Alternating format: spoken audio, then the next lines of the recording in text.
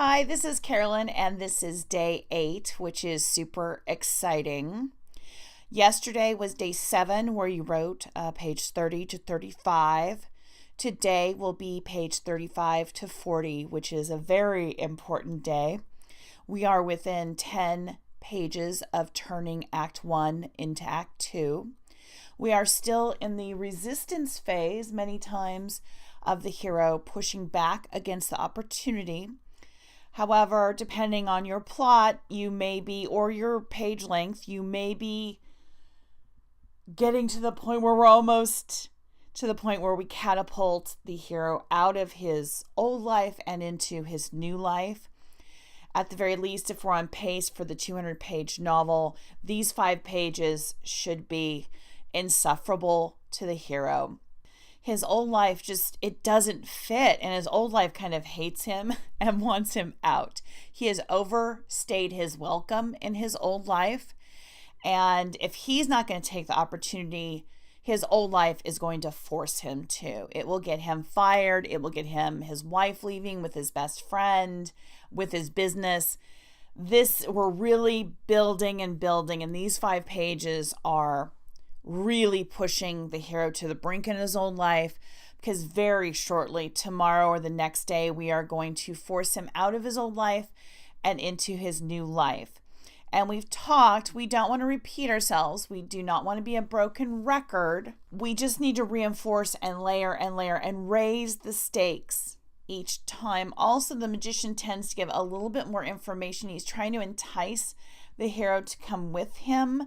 So that is new information that's on the page. We never want to rehash anything. That is not the point of a book. The point of the book is to move forward. We need to have narrative drive. I have not talked about that much yet, but this is a fantastic day for it, because many people will mire themselves at this point with kind of just hitting the same note over and over again. And just as music, that doesn't sound good. It doesn't read well either. Narrative drive to me is an arrow.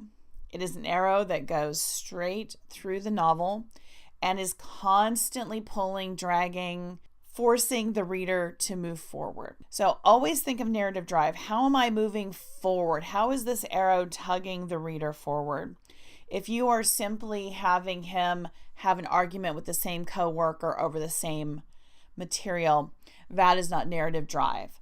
Also, especially beginning writers will want to cul-de-sac. You will want to go down a path that goes over to the side and then just circles around and comes back. Cul-de-sacing is usually boring. It usually has no emotion. It may have been an interesting idea, but it didn't move the story or the character forward. In that case, it needs to go. Cul-de-sacing needs to go. We need to be on this arrow. Now, our points may not be exactly on the arrow. They may be, but very clustered extremely closely to the arrow. If you're out and about and going off on tangents that really don't matter to the core of the story, then those need to be eliminated. And again, I want you to write organically. If you write cul-de-sacs, fantastic. At least you wrote. And you're going to identify that. Trust the editing process. Okay, we will identify cul-de-sacs in the editing phase, and we will learn how to eliminate them. And that's why you always better between projects, because you'll identify the cul-de-sacing, you will rewrite to avoid that cul-de-sac, and then the next time you're much less likely in the next book to cul-de-sac again. And if you just keep thinking of this narrative drive, this arrow that is just going through your story, that is what readers love. They want to be taken on a ride. They want to be grabbed by the hand. Come on, let's go, and get on a speeding train and go. Whether that's a romance, whether that's fantasy, a mystery, it doesn't matter. Even if you have a slower paced novel, it doesn't mean that you're not on the train, you're not moving. We need to keep this train moving, and we don't want to make pit stops and have the characters go off on this adventure that has nothing to do with anything and then come back. And many times this is the first time a beginning writer will want to cul-de-sac because they're running out of steam. They're not quite sure what else to do to make the hero's life worse and untenable. So they either go back and rehash, or they take the hero off on this mini adventure and go to a thrift store and buy a guitar, which really has nothing to do with this murder mystery, right? Now, if he was on a musical journey, having to sell his most precious guitar, having to pawn his most precious guitar, could help to push him into the new life and accept the opportunity, because he has nothing now. If he's a magician and musician and does not have the means to make music, that is going to take him to a pretty dark place in his old life and make him much more likely to take the opportunity he's supposed to take. So today, these 5 pages are all in preparation of the opportunity. We are beating the crap out of our hero. The old life is beating the crap out of our hero so that he is ready to finally go to the new life. Now, he really should be doing kicking and screaming, dragging his fingernails and bloodying his fingertips. That's how we like it. But as the reader, we need to know why the hero needs to leave his old life. And that's what you're doing today, is just showing him how much the old life just completely does not fit our hero. It never fit our hero. But now it's super clear, maybe even to the hero himself, even though he's in denial. And we've got the magician nudging him and pushing him and come on, come on, come on. We want to just fill this balloon as tight as possible so that when we pop it, when the opportunity is taken, it feels like pow. And the only way to get that pow, and everybody wants that pow, between Act 1 and Act 2, the only way to get the pow is to fill the balloon as tight as possible. If you do not, if you have kind of a lackadaisical hero that doesn't care one way or another, or all right, the opportunity, that is not filling the balloon. That's going to be a really limp balloon, and we pop it. It's not going to make a bit of sound and have no impact on your story.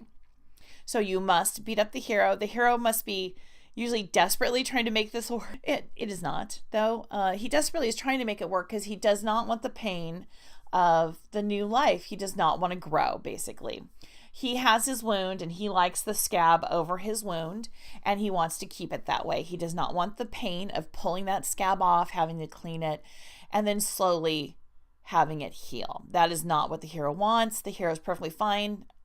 So he says that his wound and the scab and the fact that it aches all the time and it hurts and it stops him from living life, you know what? That's a small price to pay for feeling comfortable. And that's what we're really moving the hero out of, is kind of almost a comatose, hazed state of denial and acceptance of crap, into a world where his scab gets ripped open, his wound is clear, it hurts like hell, but ultimately the whole entire point of your story is to heal the wound.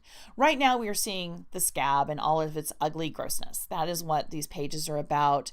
These 30 pages, from the time the opportunity comes to the time the opportunity is accepted or forced upon the hero, is the scab. This is the old life. This is how he has been placating himself. Maybe if he needs love, you are giving him a lot of sex. If he needs acceptance, you're giving him power instead. The internal need and the external manifestation are usually diametrically opposite. That he needs something inside, but is covering that up, is mollifying it like an addiction. He's using something else to cover up his inner feelings because they're just too difficult to feel.